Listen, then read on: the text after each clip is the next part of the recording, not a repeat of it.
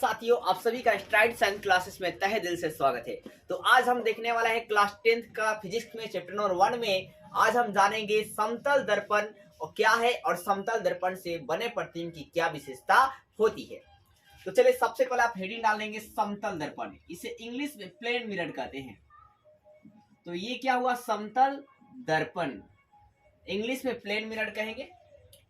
तो देखिए कि प्लेन मिरर जो है किसे कहा जाएगा। तो देखिए दोस्तों, आप जिसमें फेस देखते हैं ना, अपने दैनिक जीवन में समझ लीजिए, आप जिसमें फेस देखते हो वही दर्पण समतल दर्पण है। यानी कि समतल दर्पण क्या है, तो ये समतल कांच का भाग होता है। समतल दर्पण क्या होता है, समतल कांच का भाग होता है। ये क्या होता है, समतल कांच की भाग होती है। और जिसके परावर्तक सतह को जिंक सल्फाइड या सिल्वर सल्फाइड से, जिंक सल्फाइड से या सिल्वर सल्फाइड से कलई किया जाता है। जिसके परावर्तक सतह को जिंक सल्फाइड या सिल्वर सल्फाइड से कलई किया जाता है। ठीक है, तो आपने क्या सुना कि समतल दर्पण समतल कांच की भाग होती है जिसके परावर्तक सतह को जिंक सल्फाइड या सिल्वर सल्फाइड से कलई किया जाता है। इसके बाद आप समतल दर्पण का यूज भी याद रखेंगे कि समतल दर्पण का यूज जो है कहाँ किया जाता है, उपयोग कहाँ किया जाता है। तो सबसे पहले तो चेहरा देखने में, सुबह सुबह कंघी करने में। ठीक है, तो किसमें कहता है दोस्तों, चेहरा देखने में, यूज चेहरा देखने में। ठीक है ना, आंखें नहीं रहेगा तो कहाँ से देखते का चीज है, आंख से है। ठीक है ना भाई साहब, तो चेहरा देखने में। और दूसरा क्या जी, मतलब फेस देखने में, फेस मिरर के रूप में। दूसरा क्या, पेरिस्कोप में, पेरिस्कोप में, किसमें, पेरिस्कोप। अब पेरिस्कोप क्या होता है, तो ये पनडुब्बी नावों में लगा होता है। पेरिस्कोप क्या होता है, ये पनडुब्बी नाव में लगा होता है। और ये सैनिक जो है समुद्र के जो छिपे हुए होते हैं उनको पता लगाने के लिए इसका उपयोग किया जाता है, पेरिस्कोप का। तो ये भी आपसे पूछ लिया जाता है कि पेरिस्कोप में किस दर्पण का उपयोग करते हैं, तो समतल दर्पण का उपयोग किया जाता है। दूसरा प्रश्न आपसे ये पूछ लिया जाता है कि जब समुद्र गहराई में सैनिक छिपे होते हैं उनका पता लगाने के लिए किस दर्पण का उपयोग करते हैं, तो पेरिस्कोप का किया जाता है। तो समतल दर्पण विशेषता क्या है, पहली विशेषता आप ये देखिए कि समतल दर्पण से जो बना प्रतिबिंब होता है, समतल दर्पण से बना प्रतिबिंब आभासी और सीधा होता है। आभासी और सीधा कहने का मतलब कि ऐसे प्रतिबिंब को आप पर्दे पर प्राप्त नहीं कर सकते हैं, या देखने में जो आपको थोड़ा धुंधला दिखाई देगा। तो पहला कंडीशन आप क्या रखेंगे कि समतल दर्पण से बना प्रतिबिंब, मतलब इससे बना प्रतिबिंब, इससे मतलब समतल दर्पण से इससे बना जो प्रतिबिंब होगा, मतलब जो इमेज होता है, इमेज जो होता है वो कैसा होता है, आभासी और सीधा होता है। प्लस साइन मतलब याद रखेंगे, आभासी और सीधा। ठीक है, आभासी और कैसा होता है, सीधा होता है। लेकिन दूसरी बात आप याद रखेंगे कि पार्श्विक रूप से, दूसरी बात आप रखिएगा कि पार्श्विक रूप से, ठीक है, पार्श्विक रूप से क्या होता है, पार्श्विक रूप से इमेज बनेगा, पार्श्विक रूप से इमेज क्या होता है, माइनस होता है, मतलब क्या होता है, उल्टा होता है। पार्श्विक रूप से क्या होता है विद्यार्थी, उल्टा होता है। ठीक है, पार्श्विक रूप से उल्टा होता है। पार्श्विक रूप से कहने मतलब लंबवत, क्या होता है, पार्श्विक रूप मतलब लंबवत। ठीक है, लंबवत क्या होगा, ये इसमें इमेज जो बनेंगे वो कैसे होंगे, उल्टा होंगे। ठीक है, मतलब एकदम रियल दिखाई देते हैं। अब देखिए है क्या कि समतल दर्पण में वस्तु का पूरा प्रतिबिंब देखने के लिए हाइट कितनी होना चाहिए, मिरर का हाइट कितना होना चाहिए, तो वस्तु के हाइट के आधी होनी चाहिए। तो समतल दर्पण में मान लीजिए कोई वस्तु है 5 फीट का, कोई वस्तु 5 फीट का है, तो समतल दर्पण का हाइट कितना होना चाहिए, तो 2.5 फीट का होना चाहिए। कोई वस्तु 6 फीट का है, मान लीजिए आप 6 फीट के हैं और आपका पूरा इमेज देखना है, तो मिरर का हाइट लगभग कितने होने चाहिए एकदम, तो वहां पर आपको 3 फीट होने चाहिए। तो तीसरी कंडीशन आप याद रखेंगे कि समतल दर्पण में, समतल दर्पण में वस्तु का पूरा प्रतिबिंब मतलब इमेज, प्रतिबिंब देखने के लिए दर्पण की ऊंचाई जो है, दर्पण की जो ऊंचाई है वो वस्तु की ऊंचाई के आधी होनी चाहिए। वस्तु की ऊंचाई के क्या होनी चाहिए? ऊंचाई के आधी होनी चाहिए। ये बात आप याद रखेंगे।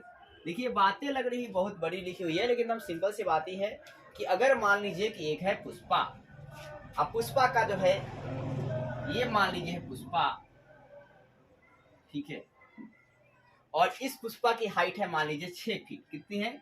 6 फीट है। तो इसका समतल दर्पण की जो हाइट है वो कितना होना चाहिए ताकि पूरा पिक्चर दिखाई देगा, ठीक है। ये वस्तु हो गया, ठीक है ना, वस्तु की ऊंचाई 6 फीट है। तो समतल दर्पण की जो ऊंचाई है वो कितना होना चाहिए? तो यार कहेंगे 3 फीट। कितना? 3 फीट। यही प्रश्न कहा जाए, आधा होना चाहिए। अब चौथी बात आप याद रखेंगे, चौथी विशेषता क्या है कि समतल दर्पण पर जब एक किरण आएगी तो परावर्तित किरणें कितने होगी? तो एक ही होगी। और जब समतल दर्पण में एक किरण लंबवत आएगी तो वह लंबवत ही चली जाएगी। जब पेंडिकुलर आएगी तो पेंडिकुलर ही चली जाएगी। तो आप याद रखेंगे कि जब समतल दर्पण में, मान लीजिए पिक्चर से आप समझ लीजिए, जब समतल दर्पण में कोई एक किरण आती है, ठीक है, ऐसे एक किरण आएगी तो ये एक ही किरण क्या होती है? परावर्तित होती है। ये बात आप याद रखेंगे, ठीक है। जब समतल दर्पण पर एक किरण आती है, ये मान लीजिए प्लेन मिरर है, तो एक किरण आएगी तो एक ही किरण क्या परावर्तित होगी। दूसरी बात आप याद रखेंगे कि समतल दर्पण पर यदि दो किरणें एक साथ आती है, दो किरणें क्या आती है? एक साथ आती है, तो इनसे जो बना इमेज होगा, कोई वस्तु का जो इससे इमेज बनेगा, वो इमेज कितना बनेगा? तो आप याद रखेंगे वो इमेज जो बनेगा इन्फिनिटी, वो इमेज कितना बनेगा? अनंत इमेज बनेंगे। वो इमेज कितना बनेगा दोस्तों? अनंत। अनंत प्रतिबिंब बनेगा, बहुत ज्यादा बनेगा।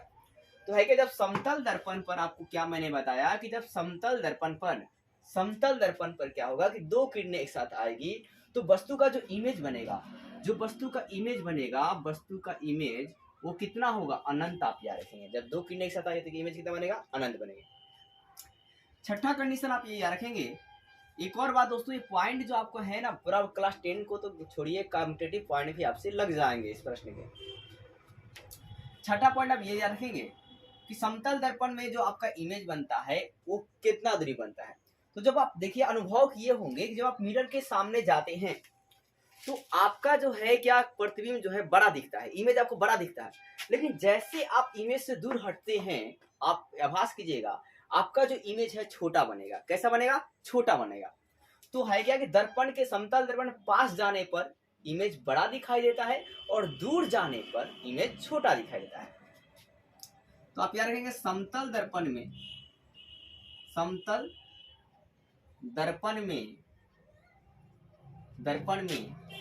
पास जाने पर, ठीक है, पास जाने मतलब निकट, पास या निकट, ठीक है, निकट जाने पर इमेज क्या होता है? इमेज मतलब प्रतिबिंब। इमेज कैसा दिखाई देता है? बड़ा दिखाई देता है। इमेज आपको कैसा दिखाई देगा? बड़ा दिखाई देगा। और जब आप दूर जाएंगे तो इमेज जो है कैसा दिखेगा? जब आप दूर जाएंगे तो इमेज कैसा दिखेगा? तो आप याद रखेंगे छोटा, आहिस्ता आहिस्ता होने लगेगा। क्या होने लगेगा? छोटा। मतलब देखिएगा, आप फील भी कर सकते हो मिरर, आप समतल दर्पण में जिसे आप फेस वोस देखते हैं, आप देखिए पास जाइएगा, आपका सर जो है बड़ा दिखेगा, आपका बॉडी भी बड़ा दिखेगा। लेकिन जैसे आप ये दूर जाएंगे, आप देखना कि आपका जो इमेज है थोड़ा छोटा बनता है।